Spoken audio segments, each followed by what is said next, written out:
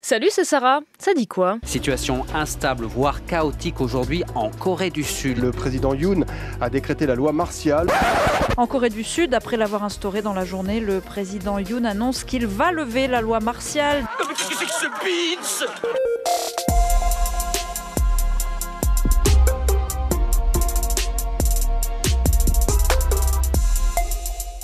Le président sud-coréen a pris tout le monde de court avec cette annonce à la télévision hier soir.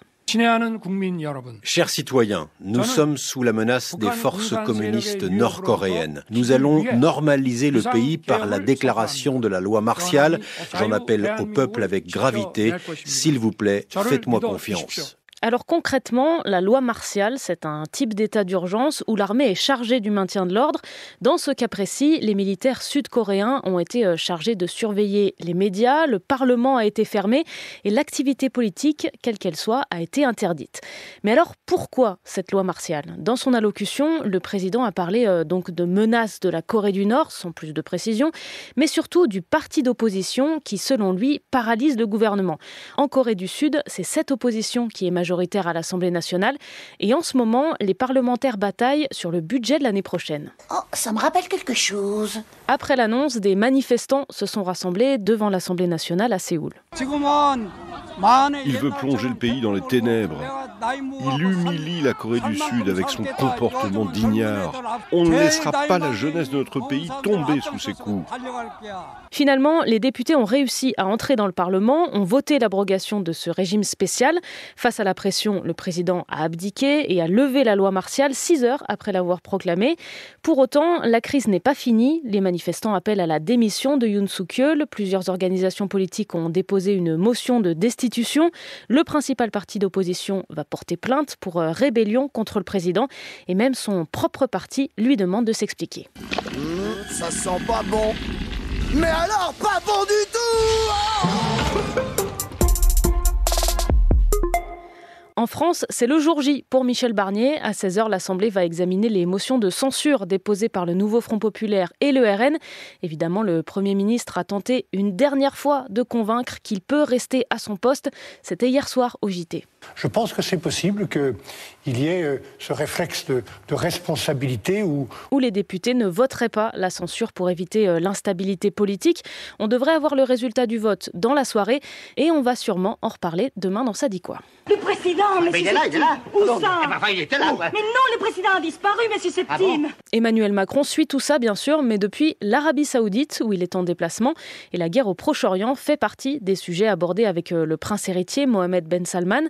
Le président français a annoncé hier soir qu'ils coprésideront tous les deux une conférence sur la création d'un État palestinien en juin prochain. Il y sera question de la fameuse solution à 2 États, un israélien et un palestinien. Ces derniers mois, l'Irlande, la Norvège, l'Espagne ont reconnu l'existence d'un État de Palestine. Et la question a été posée à Emmanuel Macron pour la France. Il n'a pas changé d'avis, il est plutôt pour, mais il faut selon lui attendre le bon moment et apporter des garanties à Israël. Je voulais te parler basket ce matin puisque visiblement on n'arrête plus le Paris Basketball. Victoire hier en Serbie contre le Maccabi Tel Aviv. C'est la première saison du club en Euroleague et les Parisiens en sont à leur 9e victoire d'affilée, un record pour un club français dans cette compétition. L'ailier de Paris, Banjassi. 9e victoire de suite. Bien évidemment, on est très, très content, mais comme on se répète souvent entre joueurs et entre coachs, on reste humble. Ça, c'est la première chose pour moi en tout cas. On aborde les matchs 1 à 1 et en essayant de les gagner. La 13e journée d'Euroleague n'est pas terminée, mais le Paris Basketball est premier au classement. Prochain match face aux Grecs de l'Olympiakos vendredi soir, avec dans l'effectif un certain Evan Fournier. Non mais c'est trop solennel, arrêtez, c'est gênant. Bonsoir. Première femme du monde d'Internet à faire son entrée au musée Grévin, Léna Situation a désormais sa statue de cire 2 ans après Squeezie. Près de 3 millions d'abonnés sur YouTube, pas loin de 5 sur Insta. Première influenceuse française à avoir été invitée au Met Gala à New York. Cette statue, elle la voit comme une reconnaissance de son métier. On te répète constamment que c'est quelque chose qui n'a pas duré, que c'est une petite parenthèse dans ta vie et dans celle des gens qui te suivent et que tout ça n'est que très éphémère. Donc c'est vrai que la symbolique d'avoir quelque chose d'éternel et peut-être qu'un jour j'emmènerai mes enfants au musée Grévin. Et elle est visible dès aujourd'hui au musée Grévin. Et d'ailleurs aujourd'hui... C'est lundi, c'est ravioli. Eh ben non, c'est mercredi et c'est sortie ciné avec notamment Wicked avec Ariana Grande, une histoire de sorcière issue de l'univers du Magicien d'Oz.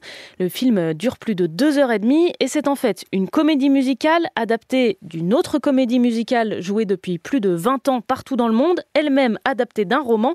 Bon, je te laisse avec une des chansons du film, bien sûr signée Ariana Grande. C'était Sarah de France Info. Allez, ciao. Popular, you're gonna be popular.